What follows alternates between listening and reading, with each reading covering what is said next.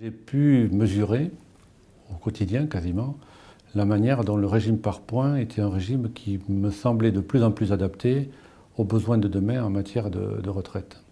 Le régime par points, actuellement, est sans doute le régime qui sera plébiscité je crois, par les citoyens, parce que c'est un régime extrêmement transparent. Chaque personne sait à tout moment de son sociétariat, à tout moment de sa vie, de son évolution professionnelle, où il en est, sur le nombre de points qu'il a acquis, sur la valeur des points, donc le montant de la retraite qu'il a acquis. Et ce système par points est universel, c'est-à-dire qu'il peut être transféré quelle que soit la profession que vous pouvez exercer. C'est-à-dire qu'un régime par points évitera inévitablement la multiplicité de régimes de retraite avec des règles qui sont souvent extrêmement différentes les unes des autres. On calcule le point de deux manières. Il y a d'abord une valeur d'acquisition, d'achat du point, puis il y a ce que l'on appelle une valeur de service du point le jour où l'on est retraité.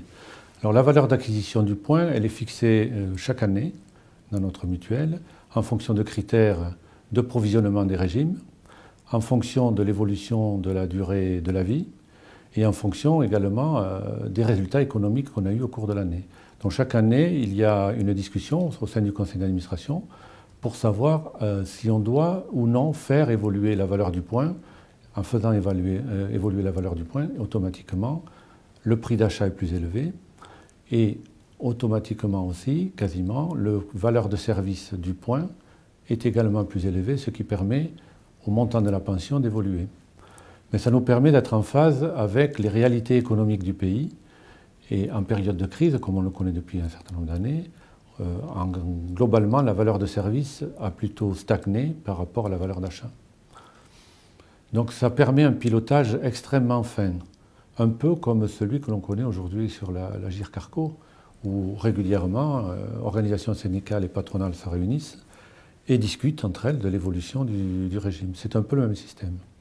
D'ailleurs, il a cette vertu-là aussi, ce système-là, c'est qu'il permet la discussion, et le cas échéant, si un jour, on ne sait-on jamais, on évoluait vers un système de ce type-là, de pouvoir aller vers une discussion paritaire et remettre les salariés au centre des débats en matière de retraite, puisqu'il faut reconnaître qu'aujourd'hui, les seuls décideurs, c'est l'État.